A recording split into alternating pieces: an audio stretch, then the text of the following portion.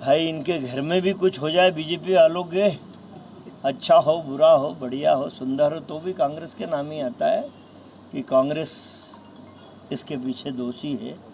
तो एक तो विश्वास सारंग बड़ा विद्वान व्यक्ति मिला शिवराज चौहान को, वो जाने कहाँ से सिंधु घाटी की सभ्यता से खोज के लाया कि सन 1947 में जवाहरलाल नेहरू ने जो भाषण दिया था, देश में महंगाई उसकी वजह से बढ़ रही है। कोई सिंधु घाटी की सभ्यता से लाता है बीजेपी वाला, कोई मोहनजोदड़ो हड़प्पा की खुदाई से लाता है। बड़े विद्वान लोग आ गए भाई।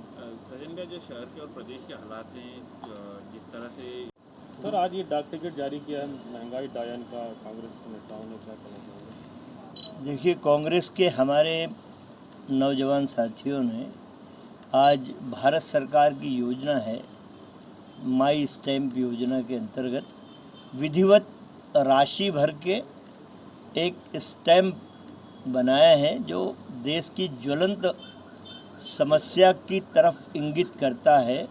इस योजना का मूल उद्देश्य ये रहा है भारत सरकार की कि हम अपने महापुरुषों के साथ साथ स्वतंत्रता संग्राम का इतिहास, इस देश में क्या महत्वपूर्ण योजनाएं लागू हो रही हैं और क्या ज्वलंत समस्याएं हैं, ये सारे विषय माई स्टैम्प योजना में अपने विचारों की अभिव्यक्ति का एक माध्यम केंद्र सरकार ने बनाया है। और कांग्रेस के हमारे भाई विवेक खंडेलवाल, गिरीश जोशी, इन लोगों ने विधिवत जो राशि भरी जाती है वो भर के एक स्टैम्प बनाया है, जिसके पीछे उद्देश्य ये था कि कोरोना संक्रमण काल के बाद कोरोना में लगभग 50 लाख लोगों की मौत हुई, सरकारों का ध्यान उधर नहीं रहा। चलिए उस पर आप नियंत्रण नहीं कर पाए, लेकिन महंगाई पे नियंत्रण तो आपके बस में है, केंद्र सरकार और राज्य सरकारों के बस में। तो केंद्र सरकार और राज्य सरकार को बताने के उद्देश्य से ये कार्यक्रम रखा गया। ये बताना था कि जब $70 प्रति बैरल तक क्रूड ऑयल आ गया, उस समय 112 रुपये लीटर प्रति लीटर क्यों है। हमारी सरकार में $134, मनमोहन सिंह की सरकार में $134 प्रति बैरल क्रूड ऑयल था, तब हम 68 रुपये में पेट्रोल बेचते थे। उस समय नरेंद्र मोदी साहब मुख्यमंत्री थे और सपना देख रहे थे प्रधानमंत्री बनने का। सपना देखना कोई बुरी बात नहीं।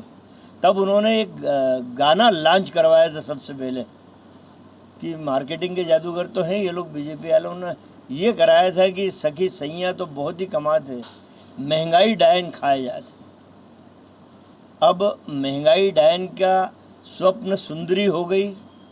अब क्या हो गई उसका स्वरूप? महंगाई तो महंगाई है और महंगाई हमेशा डायन रहती है। अब मोदी जी को स्वप्न सुंदरी लग रही है तो वो सोच रहे हैं कि भारत की जनता ना समझ है, लेकिन भारत की जनता ना समझ नहीं है। आने वाले चुनावों के लिए मन में धारित करके बैठी है भारत की जनता कि कोरोना में हमारे परिजन छिने हैं, महंगाई से हमारे घर के चूल्हे नहीं जल रहे हैं।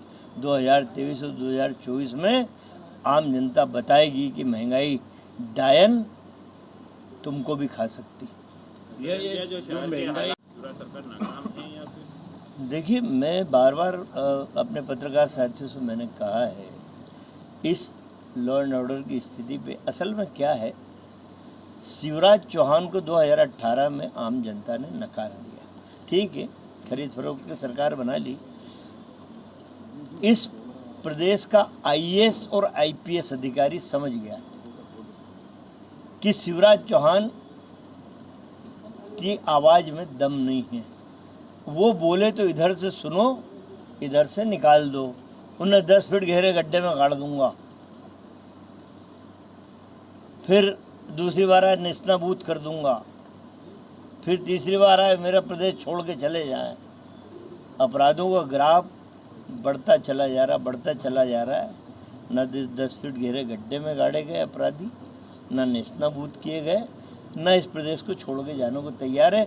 तो आईएएस और आईपीएस सोचते हैं आज बोल दिया तो कल भूल जाते हैं शिवराज चौहान। तो पकड़ आईएएस और आईपीएस में इनकी है नहीं। भाई आईएएस और आईपीएस एग्जीक्यूट तो करते हैं ना शासन की योजनाओं को, पर इनकी योजनाओं का कहीं दूर दूर तक सफल होने का कोई वजह ही नहीं। इस भारत की सरकार को अडानी और अंबानी जैसे उद्योगपति चला रहे हैं, और एक दिन ही अडानी और अंबानी नरेंद्र मोदी से दिल्ली में एक बड़ा भारी बोर्ड लगवाएंगे, इंडिया फॉर सेल, जिसके परिणाम दिखने लग गए हैं। कई 17 संस्थाएं बेचने की तैयारी नरेंद्र मोदी ने कर ली। नहीं, देखिए, असल में एक लेखक के अपने अलग विचार हो सकते हैं, एक विचारक और एक चिंतक के अलग विचार हो सकते हैं, और एक राजनेता के जो राजनीति में है उसके विचार अलग हो सकते हैं। यदि आपके पहले प्रश्न पे मैं बात करूं कि मेडिकल स्टूडेंट को हेडगेवार और दीनदयाल उपाध्याय की बात पढ़ाएंगे, ये बात इतिहास के बच्चों को तो पढ़ाई जा सकती है, लेकिन ये तालिबान जिस तरह अपनी विचारधारा अफ़गानिस्तान के उन असहाय लोगों पे थोप रही है, वैसे ही आरएसएस मेडिकल स्टूडेंट और कई तबकों पे अपनी विचारधारा घुसेड़ देना चाहती है। तो कई विषयों में तुलना हो सकती है, कई में अच्छा काम है तो अच्छी बात हो सकती है। भैया, अब जिस तरह से धन्यवाद देता हूँ। बड़ा गहरा और सामयिक प्रश्न आपने पूछा है कि मेडिकल कॉलेज के स्टूडेंट को कोर्स में दीनदयाल उपाध्याय और हेडगेवार का जीवन चरित्र पढ़ाया जाएगा। कितने मूर्ख हैं भाजपा के लोग। मध्य प्रदेश में व्यापम घोटाला हुआ, उसमें जो अच्छा बच्चा था जिसका मेडिकल में सिलेक्शन हो सकता था, भारत की जनता मानती है कि डॉक्टर देवदूत होता है, ज़िंदगी बचाने वाला होता है देवदूत, पर व्यापम के भ्रष्टाचार में ने देवदूत की जगह यमदूत बनाए डॉक्टर उस समय के। अब क्या मेरा बच्चा वो हेडगेवार और दीनदयाल उपाध्याय को पढ़ के ऑपरेशन टेबल पे उन किताब को रख के ऑपरेशन करेगा? ये इतने दुष्ट प्रवृत्ति के मूर्ख लोग हैं भाजपा के, ये आरएसएस की विचारधारा थोपने के लिए इस देश को कई बार बांट सकते हैं।